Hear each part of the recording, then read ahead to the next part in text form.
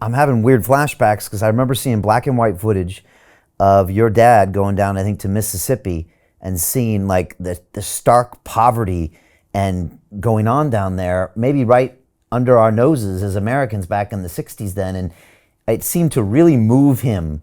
And when he came back up north to really start changing policy, because he was just shocked that like there was starvation in America and there were all those things. I'm just wondering what he would have thought about some of the things you're talking about now, knowing that this was happening in 2020. I don't know. You know, it's not just my father, it's just common sense. And then anybody who cares about, you know, personal freedoms and the Constitution. I mean, you know, what's the point of America? It's the, you know, is it just that we share a land space, or that, you know, it's a place where you can, you know, come and everybody can make a big pile and whoever dies with the most stuff wins? I mean, is that what America is? Or are we a community, and are the rules of the community, you know, this charter that we agreed on, this experiment in self-government, the governance, which has inspired the world. When we passed that, when we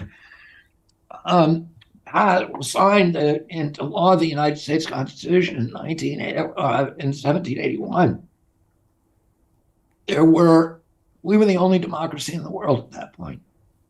And by the Civil War, by 1865, there were 6. Today, you know, 185, and they're all based on our model. I think there's 185 countries now that claim to be democracies and that have some version of what we invented here in this country, you know, modern time. We were the exemplary nation. We were the, you know, what happened? We got rid of our Constitution. Here's what we did. Very early on, as you notice, we started using censorship. Our government started censoring us. And, you know, Adams and Madison and Hamilton said, we put the freedom of expression, the First Amendment, so all of the other freedoms rely on it. If a government can silence its critics, it has license for any atrocity. And so immediately after they got rid of freedom of speech, they went after freedom of religion, which is also in the First Amendment. They closed every church in our country for a year with no public hearing, no scientific citation, no notice and comment rulemaking. They just shut them down. They said, you know, we think this is right. They had no evidence for it. They kept, incidentally, they kept the liquor stores open as essential businesses. And they shut down Main Street and they kept Walmart open. So it was there was this bias toward big business and, you know, the internet and Amazon, et cetera. And they get, how do you attack? If you want to attack freedom of association and freedom of petition, what's the best thing to do? Social distance. Mandate it and lock people in their homes so they can't assemble.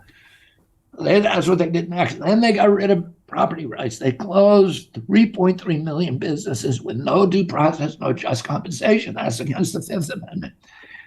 They got rid of the Seventh Amendment right to jury trial. They said if you are providing a countermeasure, no matter how negligent you are, here's what the Seventh Amendment says. If you, that the right of a jury trial for a jury of his peers shall not be denied to any American citizen for cases and controversies exceeding $25 in value. That's it.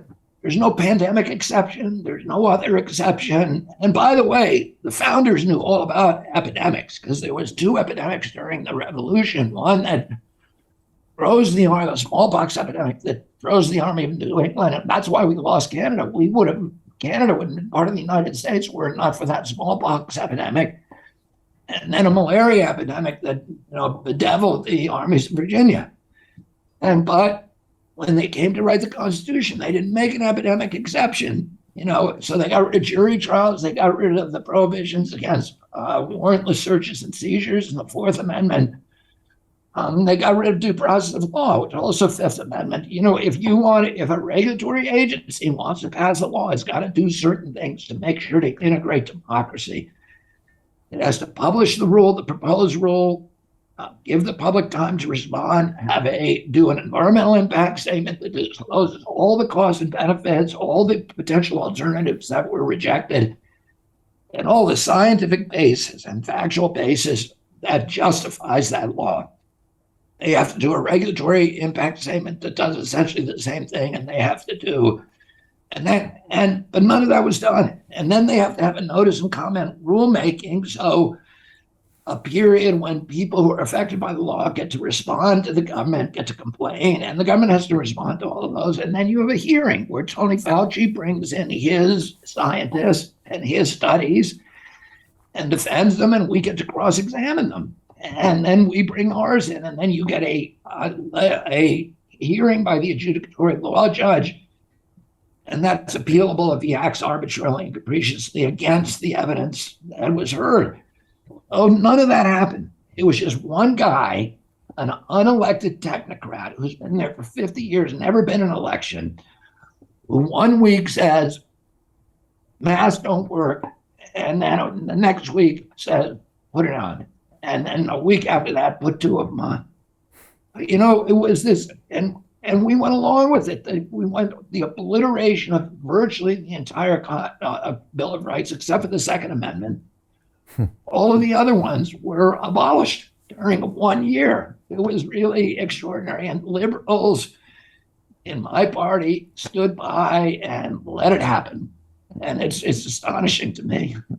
It is astonishing. And you're part of the Kennedy family that was long known as being, Democrats and liberals and championing the poor and doing the opposite of what people might expect a wealthy family to do.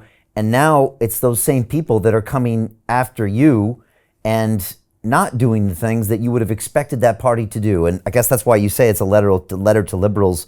Would you have ever expected this kind of 180-degree turn from that party or that type of an individual?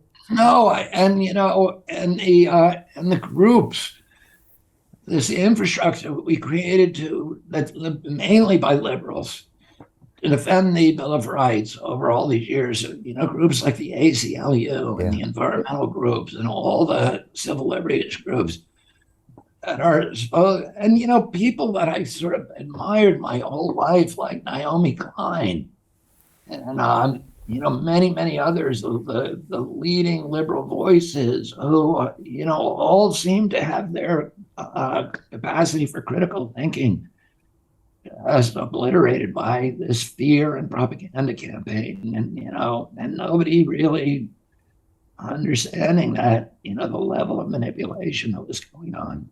It's to me it's shocking.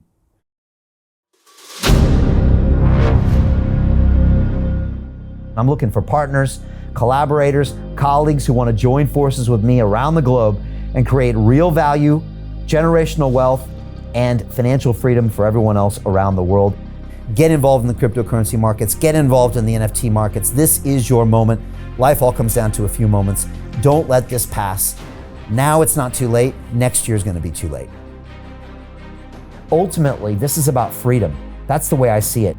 This is about giving power back to the people and enabling billions of people worldwide to use the financial markets to improve their lives and those of their friends and their families and their communities. Honestly, I think it's a violation of human rights not to allow people basic access to financial services. Because right now people are being kept in the dark, they're being robbed of education, and it's a travesty. And so I'm looking for people that want to join me and be a part of this solution. And that all happens inside the DeFi Academy. The gains my students are making are absolutely amazing. Double, triple-digit gains in the first month alone. That's amazing. This will change your life. Now is the time to get involved. I'm going to tell you exactly how my students in my academy made money in the last 30 days. I'm talking about real trading results. And let me just whet your appetite a little bit. Let me hit you with some numbers. I'm talking Brendan from New Zealand is up 68.77% on the month. Steve from Europe up 83%. Albert in Singapore up 169.9% on one single trade. I got Susan up 153% on her call options alone, also rocking 139% returns and 442% returns as well on individual trades. These are people that are changing their financial future in the last 30 days, but it's based on trading discipline. I've graduated over 500 students from inside my academy. from over 54 countries around the world. It's amazing. When it comes to crypto, DeFi, and blockchain, we love this space. We truly believe it's the future. This is down to our core. It's authentic to what we're doing, and everybody can tell through the camera because you can't make this stuff up. If you're watching me now, wherever you are, I implore you, take 60 seconds right now and join my academy. Apply today. Now you've got a chance. Life all comes down to a few moments. What are you gonna do? What's the choice that you're going to make?